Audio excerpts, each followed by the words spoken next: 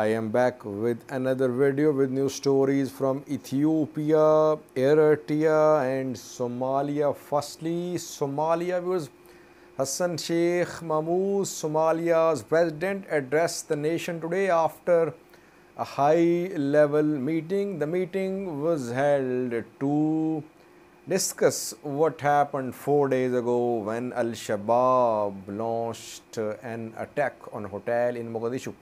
And Hassan Sheikh today announced the start of a full-scale operation against Al-Shabaab. He said operation will be launched, did not say when the operation would be launched.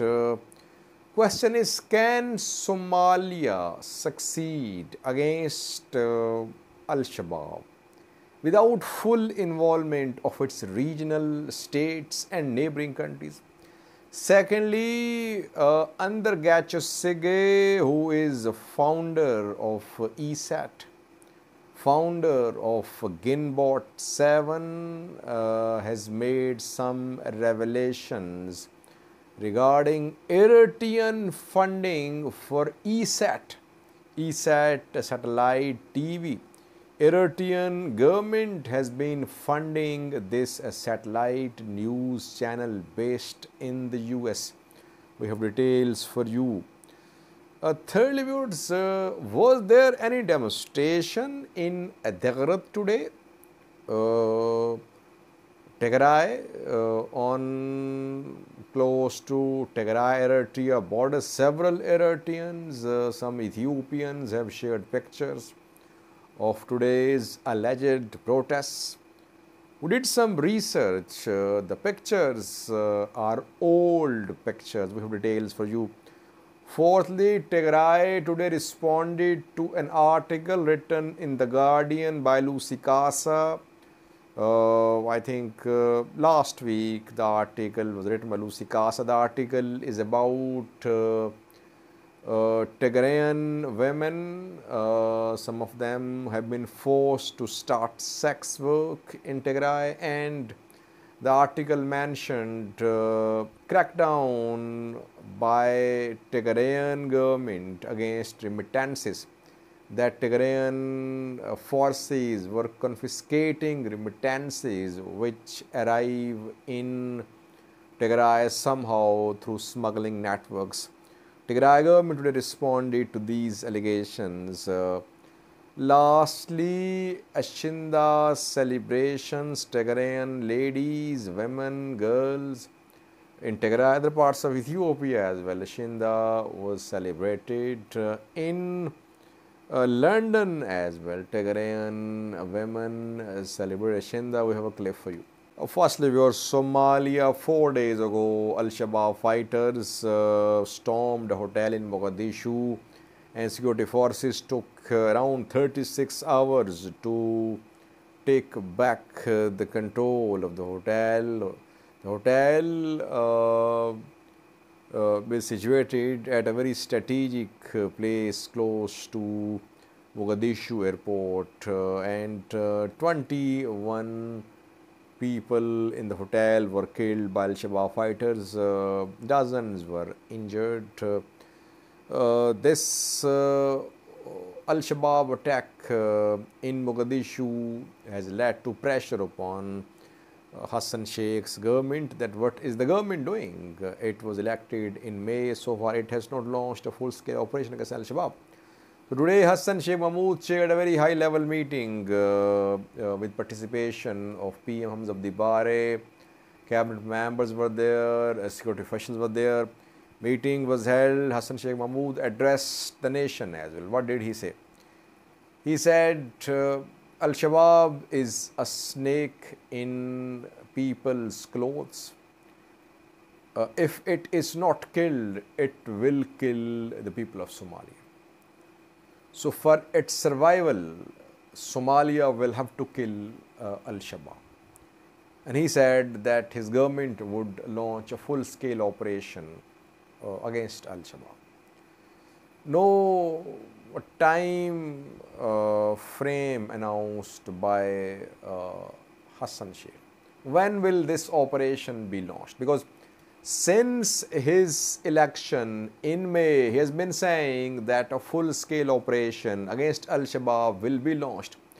Al-Shabaab has intensified its attacks in Mogadishu, in Jubaland, in Puntland, in Southwest State, in Hirshabelle, but government has not launched any operation so far.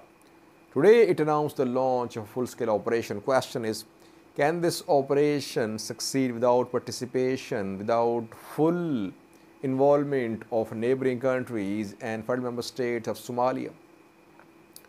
Can this operation succeed without the involvement, full involvement of Southwest State, Puntland, Hirshabelle, and Ethiopia, Kenya as well?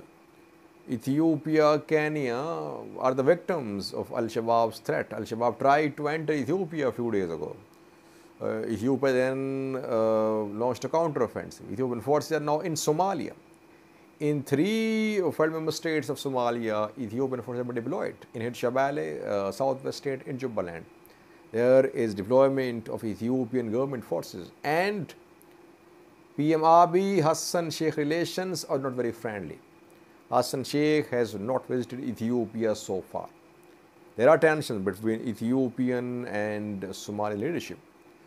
So what is needed is that Somalia's federal government should involve local and regional players before the start of a major operation on Al-Shabaab. I think Hassan Sheikh should invite regional leaders from Ethiopia, from Kenya, from Somaliland, from Djibouti as well. Leaders should be invited. Heads of federal member states should also be invited. A joint strategy, maybe with the help of US as well, a joint strategy should be agreed by all the players to start a major offensive. Otherwise, Mogadishu alone cannot launch a full-scale operation on Al-Shabaab. Will Hassan Sheikh government organize some sort of conference in Mogadishu with the participation of all players? That remains to be seen, viewers, but it is what should happen, I think. It should happen. Secondly, we have a new story about Adigrat Tigray, founder of Ginbot 7 political organization, political party founded in 2008. It was later banned in Ethiopia by EPRDF government. Ginbot 7 was founded by Adigrat Tigray and Birhanu Naga. Birhanu Naga fled Ethiopia. He remained in Eritrea, in Egypt as well, I think. Adigrat Tigray was arrested. He remained in prison. He was released in 2018. The two founded ESAT as well. ESAT satellite news channel based in the US in 2010. They founded ESAT. And Adigrat Tigray has now disclosed that Eritrea has been funding ESAT. In an interview, he said that Ginbot 7 funds were used for ESAT, but the funds were not sufficient. So that is why Eritrea came to help, and Eritrea provided $300,000 annually to ESAT.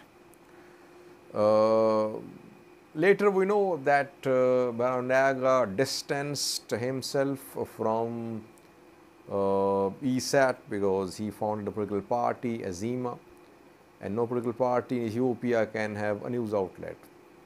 Though we know that a few months ago some ESAT journalists resigned and they accused Birhanu Naga's Azima that it still had influence on the news channel ESAT. So, Adigrat Tigray's interview is a confirmation that Eritrea has been funding ESAT. Question is Eritrea funding ESAT now? When will this funding came to an end, if it happened? If it came to an end actually. So, if Eritrea was funding ESAT, it means that ESAT was supporting Eritrea as well. Is ESAT supporting Eritrea now? Is Eritrea funding ESAT now? What is ESAT's source of funding now? Does Ethiopian government fund it? Or just some diaspora individuals fund it? I think Adigrat Tigray should clarify. Otherwise, people will see ESAT as backed by Eritrea even now, even these days, because Adigrat Tigray has confirmed Eritrean support, financial support for ESAT in the past. ኢሳትን እኮ ከመጀመሪያው ጀምሮ የግንቦት ሰባትን ገንዘብ መደበን ነው። ገንዘብ በሚያልቅበት ሰዓት ላይ ነው ወደ ህዝብ መሄድ የጀመርነው። ህዝቡም መዋጥቶ እኮ አይበቃውም ነበር። ኤርትራ መንግስትን እኮ እየለመነ ለኤርትራ መንግስት ክሬዲት ሰጥቶልኝ $300,000 በአመት እኔ ከታሰርኩ በኋላ ለኢሳት ሲሰጥ ነበር። Thirdly, were there any demonstrations in Adigrat today against Tigray People Liberation Front? Several viewers contacted me. They sent some pictures. And some activists are also claiming that demonstrations against Tigray People Liberation Front were held in Adigrat today. Especially some Eritreans, they are claiming. The pictures which are being shared by these activists are old pictures. I did some research. I have confirmed that the pictures shared by some activists about demonstrations in Adigrat are old pictures. These two pics are being shared by several activists to back the claim about demonstrations against TPLF in Tigray. But these are old pictures. These two pictures were posted by a social media user in May 2020. The pictures are from Adigrat, but old pictures. I think in May 2020 there was some protests in Adigrat, and old pictures are being shared. We don't have any credible information that protest was held in Adigrat or not. There might have been some demonstrations there in Adigrat, but these pictures are old pictures. They don't have anything to do with today's demonstrations. If demonstrations were held, we could not confirm so far any demonstrations in Adigrat. These pictures are old pictures. Lastly, viewers, the Tigray government today released a statement. Tigray External Affairs Bureau responded to an article written for The Guardian by Lucy Casa a few days ago. Lucy Casa in that article claimed that Tigrayan women had been forced to adopt sex work because of starvation, because of poverty. And she further claimed in the article that Tigrayan government had established checkpoints, posts on Tigray borders, and remittances arriving in Tigray through smuggling networks were being seized or confiscated by Tigray government. Tigray government today responded to Lucy Casa's allegations. Tigray government said that smuggling cannot be encouraged. Ethiopian government should be blamed that it is not allowing free flow of cash into Tigray.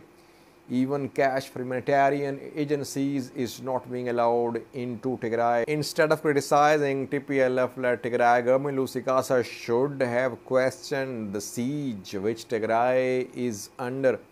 And Tigray government today invited international journalists that they should visit Tigray. There is no economic activity in Tigray because it's under siege. Ethiopian government should be held accountable. Tigray has taken some measures because it wants to discourage smuggling activities. The statement does not address Lucy Casa's allegations regarding sex work adopted by some Tigrayan women. If some Tigrayan women have been forced to start sex work because of poverty, because of hunger, because of starvation, who is to blame? Does a Tigray government have any responsibility? Tigray government just addressed the allegations of confiscation of remittances. It did not care to address the issue of sex work. Why is that?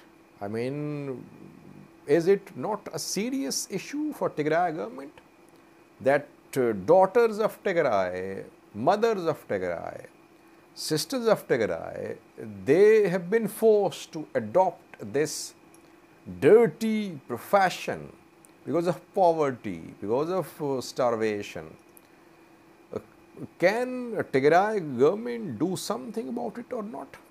Shouldn't it try to rehabilitate these women who have been forced to do sex work? Shouldn't the government take responsibility? In the statement, Tigray government seems to be avoiding this issue, which I think is a serious issue. And those men from Tigray who are exploiting these women who have been forced to start sex work should be ashamed of what they are doing. On the one hand, you have been saying that Eritrean forces, Ethiopian government forces, Amhara forces, they raped women of Tigray. On the other hand, now some Tigray men are exploiting these poor, helpless Tigray women. Shame on them. They should be ashamed of what they are doing. Society as a whole, Tigray government as a whole should do something to help these Tigray women who have been forced to do sex work. Meanwhile, Ashenda celebrations are underway. You see that on the one hand, women celebrating Ashenda, on the other hand, women forced to start sex work. It's heartbreaking, viewers. We have a video from London, UK, where Tigrayan women celebrated Ashenda. Watch this clip from London, UK. Thank you for watching.